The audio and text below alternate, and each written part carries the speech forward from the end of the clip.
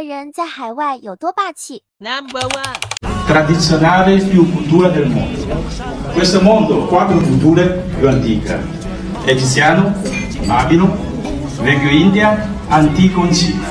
L'unico, quello che è rimasto cultura continuato fino ad oggi, è il cinese. Quello che è un pochino più giovane, come il greco, è l'impero romano. Quindi parliamo di due, paesi tradizionali culturali. Non come qualche paese sembra re del mondo, ma 200 anni di cultura. Vogliono comandare tutto il mondo. Uno a caso. Per cui noi che parliamo che cos'è? Di pace del mondo. Papa chiede pace del mondo. Ma invece c'è qualche paese produttore di guerra, no? Che è produttore di armi. Non sentire quello che parla, vedere quelli che risultati. Uno che è produttore di guerra. In Cina è un paese, l'ultimo 30 anni, guerra zero, ma faccio quello che riesco. Quindi ragazzi, scriviamo nuove pagine per il futuro.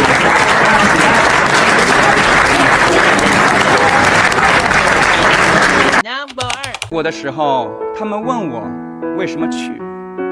今天，我问他们为什么没有来。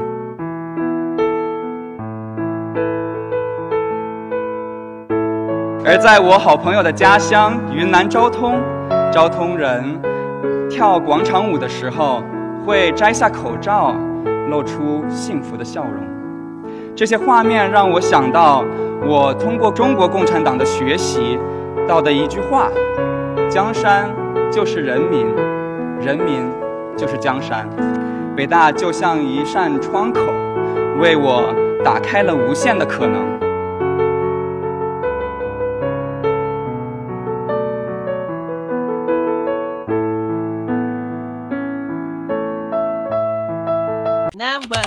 Like this in our homes. It is a symbol of our reunion of our families, representing our sentiment and attachment to our families. But as a matter of fact, in China, almost everything can be solved over a round table. The marriage vows between a loving couple, the mourning of the deceased, the negotiations between business partners, and a state banquet to another president from another country can all happen on a same round table. So I started to wonder, what is this round table to us? What it has been doing to us? And its true significance starts to unfold in front of me. The food on the table may change with time. The people sitting beside it may come and go. The reasons why we come together may be various, but the sensation behind it remains year after year the same. And that is our tolerance of different people, our willingness to embrace different culture and artistic forms, our care and love and respect for not only our family, but also for our community, our nation, and even the whole world. In less than 2 months, an annual epic migration will take place in China.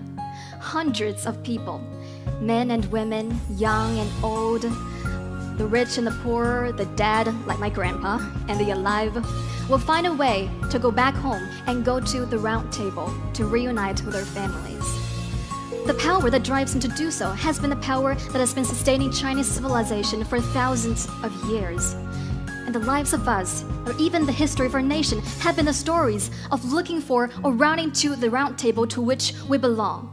The round table has been the symbol of the Chinese sensation. It was, it is, and will always. Number 4. Great strengths. In contradistinction to the United States, it thinks long term. It understands now is not forever. China will be a very different and new kind of great power. Its rise has been remarkably peaceful in a way that the equivalent rise of the United States or indeed the UK, France, Germany and Japan was not. They all fought many wars of expansion. China has not. It has a different way of thinking born of a very different history. China will find a way to resist America's attempts to weaken and isolate it. We can be sure of that. Number 5. Averaging 9.5% for about 40 years. China growing with extraordinary speed, closing the gap to the United States, 2005 and then 2011. And then in 2014, according to the international comparison program of the World Bank. According to GDP, measured by purchasing power parity, China actually overtook, by this measure, the United States to become the largest economy in the world. This was a truly remarkable transformation in a remarkably short space of time. But it wasn't just the transformation of China. It was also the transformation, or the beginning of the transformation, of the world. Until very recently, the vast majority of the world that live in the developing countries were very dependent on the West for any aid, for trade, for institutions. The U.S. is behind China on deployment of 5G, and we're seeing companies such as Huawei, which is a leader in the equipment for 5G and also a smartphone maker, getting into markets with packages that can combine these two elements together into developing markets. So we're starting to see this separation of East and West on the rollout of 5G. And China is outspending the U.S. on 5G infrastructure by billions of dollars, hundreds of billions of dollars. And so I think the U.S. is lagging, and we really do not, the U.S. does not have a 5G. This would be food available for starving Chinese. So the thought was China was such a poor country that people had trouble eating.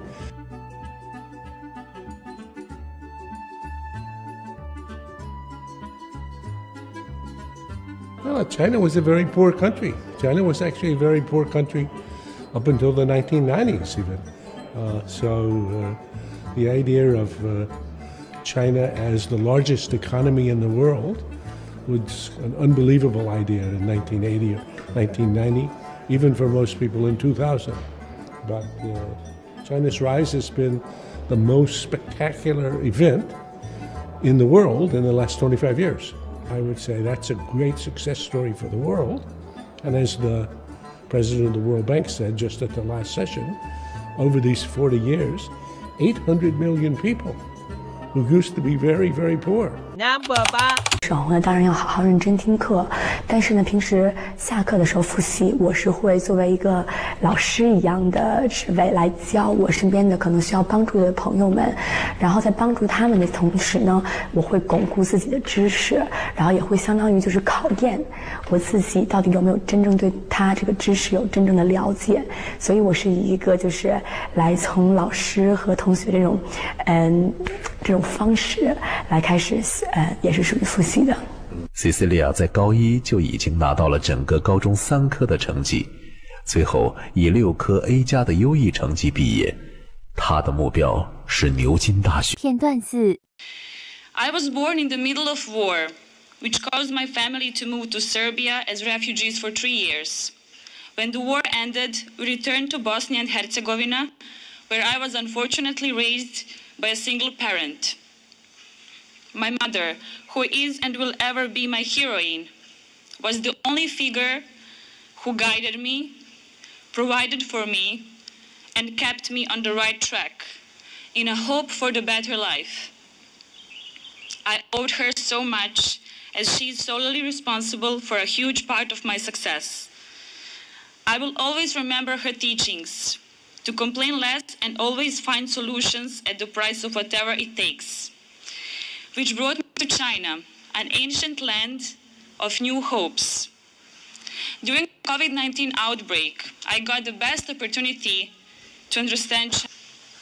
I have never seen such a collective dedication from a nation, turning things for the better by sacrificing personal convenience on a grand scale.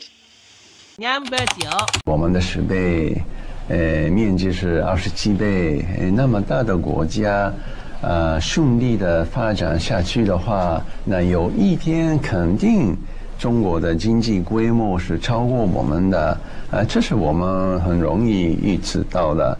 但是那个速度这么快，这是一个吃惊的事，不仅仅是日本人吃惊的，全世界都吓了一跳了，哇，可是这个规模超过我们的，不是大事情，对我们来讲，但是还是速度的。Number one lead. GDP with the PPP, right?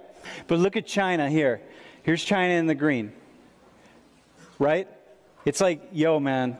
Here we are, China, here's China going this way, and by all accounts, the U.S. is going this way, and China is going this way.